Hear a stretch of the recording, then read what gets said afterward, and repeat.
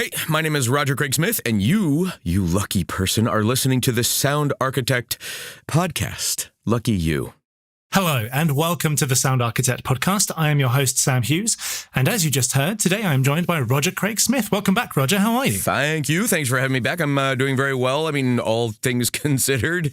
Yes. Yeah, doing just fine. Happy to be on here. Excellent. Well, we're very, very glad to have you back. So just for the benefit of our listeners who may not have listened to the previous interview, could you tell us a bit about yourself and some of the roles that they might recognize your voice from? Yeah. So I'm a voice actor based in Los Angeles, Southern California area. I suppose going back, I've been voicing Sonic the Hedgehog in cartoons and video games and a couple movies. Awesome. And since 2010, there was a popular sort of bridal gown show on TLC for many years that I narrated called Say Yes to the Dress. I was Chris Redfield in Resident Evil 5 and 6. Personal favorite of mine. There we go. Sheva. Ezio Auditore da Firenze from Assassin's Creed games. Batman and Arkham Origins. Captain America on Avengers Assemble. Did a whole bunch of characters on Regular Show, on Clarence on Cartoon Network. Baron Draxum at the sort of after a certain actor decided not to do that role anymore on Nickelodeon. On the Teenage Mutant Ninja Turtles, I should say, Rise of the TMNT. I'm trying to think, on Archibald's Next Big Thing on DreamWorks. So I'm a working voice actor. I got you've been around. Yeah. I'm always the worst at answering that because I never remember my own credits, and I usually have to really and truly you have to look at a list to make sure that you're doing justice to the people that are hiring you and treating you well. But yeah, Mouse and Moose on Amazon's If You Give a Mouse a Cookie for the little kids out there. I was on Unikitty, which was a blast of a show to record. I mean, so yeah, I am a legitimate working voice actor, and it's an amazing gig, and it's a quite a fun job. It's an amazing job, really, isn't it? It's incredible what you get to do. Yeah, it's ridiculous. It's absurd. I mean, and even the good fortune that I have that during all of this, that my industry as a non-essential job is still able to find ways of recording safely from home. I've been set up for many years, since 2008 or 7 actually. To record from a home studio for retail clients and promo jobs, things like that for networks and whatnot. But so I was sort of already set up, but it's phenomenal to think that I've been recording for cartoon shows from home. So we can still kind of find a way to make, at least on the voice recording side of things to make the industry work. But yeah, it's really fun. I always tell people, like, I have a job where I'm super fortunate to leave work in a better mood than when I arrived, because when it goes well, and it almost every single session is this way, you just have a lot of fun getting to go in and be a part of this big, collaborative creative process. So it's a really fun, sort of a strange job for a guy who's in his 40s to do, and you just feel like, I'm making cartoon voices for a living. This is really fun. Yeah, like if you weren't recording, you would just be a crazy person in a room and doing voices for cartoons, And I still think that I am a crazy person in a room, to be honest. I mean, they just happen to be utilizing it for their own benefit. But yeah, it's especially now when you are home alone and recording from home. It's like the stuff. If a neighbor could ever hear me outside of this padded room, they'd probably think, my God, that guy's going insane inside his house. He's barking and screaming and crying. Some very worried neighbors now. Yeah. Now, as you just said, you've played a ton of iconic characters like Sonic the Hedgehog, Ezio Auditore, Captain America, Chris Redfield, as all that big list you were talking about. And what's it like coming into these kind of big, long-running worlds and taking on these characters? It's, and I also forgot Mirage from Apex Legends, which is a big game right now. So I cannot believe that I left that out. Oops. Well, it's a blast, and it's also kind of nerve-wracking, because anytime you've got an established character, anytime that you're doing something that isn't sort of like brand new, it can be a little not unnerving, but just you know that there's a fan base that's already established Yeah. of that character, and that you've got to make sure that what you're doing is going to be, is going to fall in line with whatever they might think of as like vocal canon. To make sure that you're staying, true to a character, even though very often if you're coming in as somebody who's doing it now as opposed to somebody who's done it before, there's a reason for that. Sometimes they're rebranding. Sometimes they're just updating the character. Sometimes there's licensing issues of, some new company has decided to take ownership, that kind of thing. Sure. And so you try to do what you can to make sure that you're delivering a performance that's true and honest. And but you also know that it's like you're gonna get criticized. You're gonna have critical eyeballs and ears on you. 100%. Yeah. So it's it's a mixed. It's kind of a mixed thing, especially when you talk about characters like Batman or something that's really large. Captain America's, these. Yeah, they have a few fans here and there, don't they? Turns out people have heard of that. It's a trip. You're happy. It's like a feather in your cap as a voice actor to get to add your name to the list of people who have been fortunate enough to play these characters. But it's also kind of it just feels risky at times. Like you're just very careful to make sure that you're doing a good job. And it's kind of scary when so much is beyond your control. I always make the joke that I can birth out this vocal baby, but I hand it to somebody else immediately. And it's sometimes not even up to me from that point forward as to whether or not that vocal baby turns out to be pretty or ugly, because definitely editors, the animation, there's that's why I keep saying it's a big collaborative thing. I mean, we get a lot of attention as voice actors for what we do with a given, aspect of a character, but it's the writing and the character design and the execution, the animation companies that are involved. Yeah, there's so much. Yeah, there's a lot that goes into it. So it's, it's you go in kind of feeling like you've got this vision, sort of this mental vision of what you think it's going to, be pulled off as, and sometimes it gets close, sometimes it doesn't.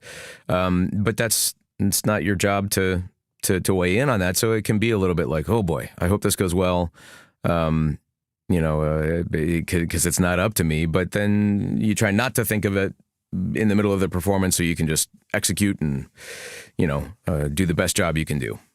Yeah, of course. And it was something I was going to say, actually, because it's really harsh that actors tend to get a lot of the attention, both, negative and positive, in terms of when something goes wrong. Like if they don't like the new voice of a character, or if they have an opinion about something, they tend to go straight to the actor and just kind of tell them. And as you were saying, it's not always like 100% your fault or your involvement or your choice. No. And I've had to try to express to people, like, you understand, like, you're seeing, we all are, like, people who are consuming entertainment, and we're experiencing it as we experience it, and we like it, and it's something that we find entertaining. So if there's something that's sort of off-putting, it can be unsettling to us as the end user. But to go after one individual in that process, you've got to understand, like, when I walk into a studio, I am, in fact, a hired gun. I am what the industry refers to as a day player. I'm not on a contract. I'm not guaranteed anything. You are going to pay me for that day to do something with my voice that you're going to be in charge of. And I've had to express to people all manner of times, like, I don't choose. I might be able to sort of object and say, could we do one more take? I just feel like this is out of character right now. Or could you, there's little elements that I can push back on here and there, but it's not my project. I'm not paying me, they're paying me. And there's a lot at stake because there's big budgets and a lot of people that are involved. And at the end of the day, I'm there to be this vocal lump of clay that they will, shape into what they want because it's their project. And it's always interesting. Social media has given us access to people in ways like we, never really had, and both good and bad. It's got pros and cons, really, isn't it? Yeah. I have people who reach out and tell me they want like a certain element of a video game fixed. because they're having a hard time passing a certain level. And I'm like, you understand, like, I don't know anybody over there except maybe one or two people that I met, the day that we, recorded the voiceover. And no, it's up to you, Roger, to fix it. Yeah. It's your job. But that's, like, I mean, people really do. They reach out like that. And I just laugh. I go, it's not, or when they complain about the way I delivered a particular line, and I go, I can guarantee you there's at least 3 or 4 versions of that line that were available to choose from.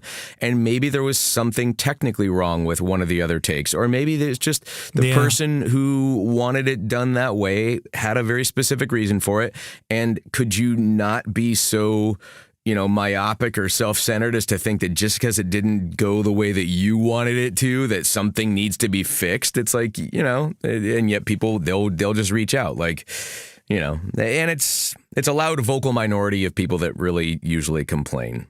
Yeah, of course. But I wanted to ask, because we joke about things in society about don't read the comments, and, actors are quite known for putting themselves on the line emotionally, and like egos are everywhere. But, in a serious note, how do you mentally prepare yourself for any sort of negative reaction or feedback on your performances? Because you are putting yourself out there, and, a lot of actors aren't quite ready for that either when they step into the industry. They think, oh yeah, it's all going to be fun and games, and, just get to like do fun characters. But then there are going to be moments where you do get negative feedback, right? And how do you prepare yourself and deal with that?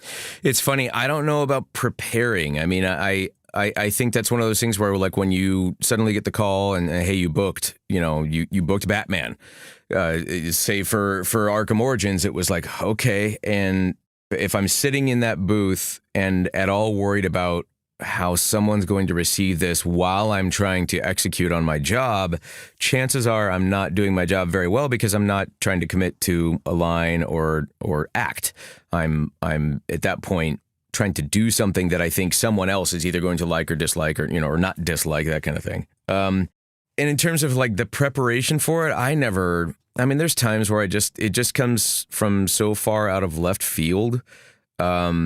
And I don't know, like trying to find sort of grace in those moments and not want to, just go on some curse-laden tirade, online in response to some of their comments. Online social media rants are known for being highly successful, aren't they? Right. That's the way to deal with everything. Oh, it solves every problem, the humans are dealing with these days. I look at it as, okay, this is a teaching moment. Maybe I can, I try to think, okay, this person might not understand what they're saying or doing. I know that seems ridiculous, but they just might not. Sometimes they don't see us as a human being. They see us as the voice of a character, but they see the character first. I mean, if I post a picture of stars, it's amazing how many people go like, okay, insert character name here. And you just go, I'm not like, this has nothing to do with video games or cartoons or anything. This is me as a person doing something that is valuable to me and sharing it with you. And the first responses, and I also understand it from their perspective. They think it's neat that they're interacting with the voice of this character that they love. But when they also hate something, 9 times out of 10, I just block and I move on, because I look at it like, if you're being unkind on the internet, I got no time for you. And, it's like, I'm sorry, you'll live. If, I've had friends of someone who was blocked try to reach out and say, like, why did you block, blah, blah, blah, they're really angry. And I'd be like, well, did they do something unkind on the internet? Well, you're being, and then block that person.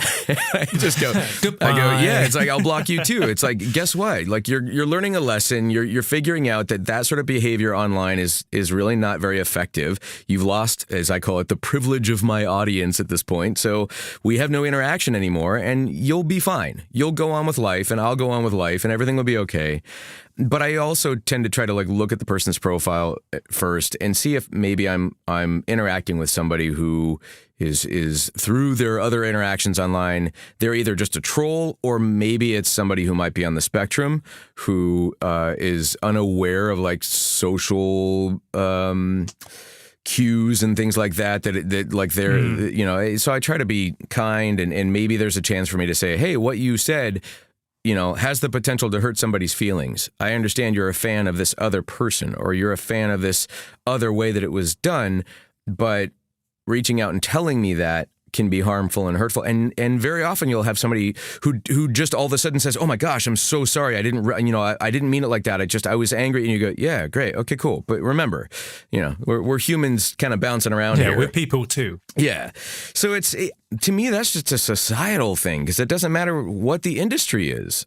I watch rocket launches and I see the stuff that people are posting on, in response to an aerospace company's, Twitter handle. It's like these people just go bonkers on stuff. And it's like, yeah, I think we are all trying to figure out how we interact in this way. And the sad part is that now people that would never dream of coming up to me at a convention and saying anything like what they will say to you, when they're trying to be a troll, would never say it to my face. Of course. The cowardly element to all of it. It's like we're seeing those folks have far more power and influence in their minds, even if it's just a false sense of it. Like we're seeing more of that than we've ever seen, and they've got more access than they've ever had before. So as we navigate these waters together, I'm not one of these, just mute them and let them yell into the wind. I'm like, no, I want to block them. I want them to see that they don't get to play anymore. Yeah, there are consequences to the actions. Yeah, which is I know, it sounds like, I taught you a lesson, and others say, well, they wear that as a badge of honor when you block them. And I go, then fine, let them keep getting blocked. Pretty soon, they run out of people to impress. And it's like, so guess what? It does solve a problem. They're going to figure out that it's like you catch more flies with sugar than you do with poo. And, and the meaning like, just be nice. It's like I'm always open to somebody saying, I like your work, but I'm not a fan of this. And, I was always a fan. And you go, okay, fine. I understand what you're saying. I don't know why you would even still want to bother complaining to me about something, but it's okay. At least you're not just going, you need to this and you need to that. And when will you? And it's like, wow, I've been on the receiving end of some of those. Like I say, I just block and move on. It's a strange time. Yeah, and that's something that I'm like you. I was older before social media came along, and especially for me as well. Like it was a learning curve, right? When you first got social media, you didn't quite understand the full concept of it, right? I don't know if this was the same for you, but the more you use it, as we were growing up with it in our 20s, then kind of going with, oh, okay, right, so it does this, and now it does this, and they've changed it to do this, so I have to handle it this way. Like, did you find that you had to master social media in a way as your followers grew as well? Because I mean, you have quite a lot now, don't you? You have something like 85,000 on Twitter, which is really funny. Here's the really funny about the thing that you just said is you could sit there and say like, you have quite a lot, and you go, not really, not compared to others, right? Like I could sit there and say like, I know of other voice actors who have far more than I do. So am I doing something wrong? Am I doing something? Am I missing out? And here comes in that comparison syndrome again. Exactly. So I don't know, but yes, there's more. It's weird when you sit there and think there's the potential for, but I also think I honestly think it's not as influential as we might like to think. I mean, really and truly, what's behind the effort of tapping my thumb on a heart icon and then just swiping up and moving on to the next photo and moving on? It's like, so we look at it and go like, wow, man, that thing got 3,000 likes, and you're like, okay, 3,000 thumb taps, but did it drive anyone to really go do anything? I mean, maybe it's the way that, sort of blanket advertising works in the background, where it's like, oh, I keep hearing these ads, and sort of subconsciously I'm picking up on, the fact that this car is $100 off right now or something. Maybe that's the way it works. But when I try to think of, I look at it like this: does this make me laugh? Do I find this interesting? Do I find, that my curiosity is piqued by this photograph or this observation that I had in the world? Then cool. I'll put it out there, and I try to be mindful of that. I try to make sure that I'm being honest with myself about, do I really, I compose tweets and save them as drafts all day long, and really it kind of helps make my life a little easier on a day when I'm just not feeling too ambitious with social media. At least I've got something to put out to kind of keep people engaged, and to be respectful for the people who have bothered to follow me, to give them some sort of content, I guess. But it's interesting to think. I try to think of it as if this was my 13-year-old niece or nephew, right at that age when the world is kind of coming online for you in a way that you go, okay, so there's a grown-up who has a job that is a fun one, and they're a voice of a video game character or a cartoon character that I like. If my 13-year-old niece or nephew were to read this tweet or see what I'm doing, would they look at it and go like, oh, geez, Uncle Roger's such a dork. That's a dumb joke, the way a cynical teenager, or preteen would. If they were to look at it like that, or to also think that it's neat to see, oh, there's my uncle who does this funny voice kind of goofing around and giving me a little window into, something that's kind of entertaining or interesting or funny, then so be it. It's like I try to come at it from that perspective. I would imagine that because I don't mix it up and start fights and do things that are kind of edgy and aggressive, and I would not consider myself to be a cool person on the internet. I'm just sort of me. It's an interesting thing. I do try to be aware of the fact that there are lots of eyeballs, and therefore, okay, is what I'm sharing going to be beneficial? Is it going to be useful? And if not, then maybe I don't need to share it. Yeah, it's a fine line to tread, isn't it? Like you say. And when you're in the limelight like that, and it's interesting hearing someone like you as well, who has, in my opinion, quite a lot of followers, still thinking in terms of like, well, not compared to this and not compared to, this person, which obviously begs the question, when is it enough? Like, this is where the comparison comes in, right? There's always someone with more. Nobody wins. I mean, at the end, there's a astronomy guy that I follow who's very funny, and he ends all of his little YouTube videos with, remember, everything is meaningless and we're all going to die. And he's Nice. talking about it. He's talking about it in the cosmic perspective of it. And I go, yeah, I get that. Like, because it's like, yeah, truly, if you're it's like check yourself kind of moment, right? Yeah, let's be honest. We're on this little ball of dirt and we're spinning through space, and it's like at the end of the day, like anything that we're doing down here really doesn't seem to affect or influence anything that's going on out there, and yet here we all are, and and we are. There's a finite amount of time, on this planet that we have as people, and I don't feel the need to win. I just don't want to. I don't want to come at it from a perspective of I've got to get more, or this should have done better, or or whatever it is that has me feeling competitive against others tends to steer me in the wrong direction. I don't know that there is ever enough. I think we look at it like we're chasing that elation, that dopamine hit of affirmation and likes and feeling, accepted, or feeling like we're doing something good. I think that just goes on. For me, I'd rather take that energy and apply it towards a curiosity of existence in the world, and and trying to selfishly go learn more, go experience more things, go find myself getting a little more uncomfortable here and there and being okay with it. And it's like, okay, I'll do that. My mentality has definitely shifted into my 40s to where I've had a couple, little health scares and things like that you go, okay, hang on. Yeah, let's make sure that we're living life in a way that's let's just double check the priorities we've got going on here. Yeah, totally. And it's like, yeah, what's out there must be better. And yet it's rungs on a ladder. Like, okay, well, as soon as I pull myself up one more rung and get this new view, then life's going to be good. And it's like, no, it's just a different view every single time. And can we find a way of looking at what, like right now, I'm on the beach and I'm happy to be on this beach, and isn't it gorgeous? I don't need to look around and go, where else should I be right now? If I can take more time to look at, okay, now I'm on this rung of the ladder.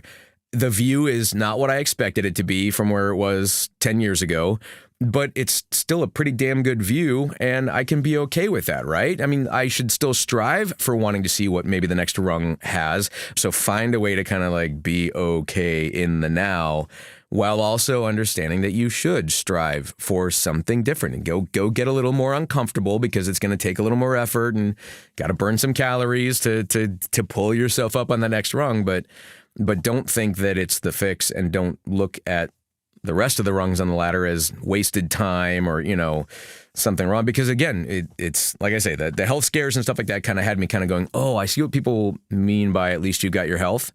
Because we make all these ambitious plans for the future. We have all this stuff we're going to do in life. And then all of a sudden, you know, a little thing can go wrong inside this vessel of your body. And the next thing you know, you're like, everything is on hold. There might be some positivity culturally, you know, as a global society, that we come out of this with a little bit more of an understanding of like, oh, that's, you know, we're not in as much control as I think we'd like to think we are, and we're not really all that badass. We're pretty fragile little biological beings. Boy, oh boy, if that's not humbling, you know, or at least giving you pause to kind of go, do I really need to work like that hard for that? Do I need that stuff, those things? Will that be the fix? Will that make me happy? Or maybe it turns out, you know, I'm pretty stoked right where I'm at. You know, it's like this is not a bad existence. Relatively speaking, it could be better, but I don't know. I guarantee you, Oprah Winfrey has days where she wakes up and goes, you know, and it's guaranteed. I had friends on a Zoom call last night, and we were laughing, saying, is it not bizarre to think that here we are in our mid-40s, and when some of them were mentioning names from like middle school and high school, and it was funny because I was thinking, man, I am 44 and I'm okay, I'm fine, but I still have these weird, like, because it's at such an influential time in your life, I still have this idea that name is socially superior to me. It's crazy, because, isn't it? Right? And we were all laughing, going, is that not bizarre? They're like, yeah, because everybody's doing what they're doing in life, and everybody's kind of carved their own path, and everything should be just fine. But how funny that we still, at, you know, middle age, will look at and hear the name, and we're thinking of them not as a 44-year-old, but as a 16-year-old, as a 15-year-old, as a bully, or as the hot chick, or, you know, whatever, like, you know, all these things that were so influential and had such an impact on us back then. To this day, mentally, I still feel like, yeah, well, that was a cool guy, and that's not me. And, you know, and I'm not a tough guy like that. And then you find out that it's like, yeah, that guy's, you know, hanging drywall and is nowhere near as successful as you, by comparison, right? Like, if you want to think of it like, and again, not that that's everything in life. You know, if that person's hanging drywall and they love their life, but when you hear the stories about what went into it, you go, oh, how funny. And yet I still am sort of fearful, or still sort of insecure with that individual. It's amazing what sticks with you from that time in your life, isn't it? Totally, yeah. And again, I'm not trying to draw comparisons to like what people do in terms of, you know, oh, success is where it's at, and, you know, money's everything. I'm not trying to say that, but it is kind of funny if you think, yeah, but I have turned out better than I would have thought, and better than I'm sure my high school version of me would have thought I would be doing, in comparison to this person now. And yet, despite that, I'm still finding myself feeling inadequate, you know, to that name. I don't even know the person, and yet the name still wields some sort of influence or power. I don't know. It's funny. That's what I think, to me, that's a human response. I think that's I don't know that that's unique or special at all. I think it's just very much, we're all kind of doing that. And social media has taken what used to be just high school popularity, and now it's everyone. I mean, it's global. It's like, I still don't have as many followers as, or I'm not on that beach, or I don't wear clothing that's, you know, that's that cool. My haircut sucks. You know, my dog is not that, you know, picturesque. It's like, there's all that kind of stuff that you just go, yeah, I think everybody's dealing with this. And it to me, that comes with a danger zone. Yeah, of course. You know, because it used to be like, something embarrassing happens to you, it happens in a class. So it's frightening for me to see that stuff, knowing that there was a time in life when it didn't exist and it didn't have to go that way. And now I can't imagine being 11 years old right now. Good Lord, I feel like I've been blabbing like nonstop. You know what? I tell people on social media, I go, it's not as if I don't have political opinions. It's not as if I don't have something to say or think. Too. Yes, I am a person.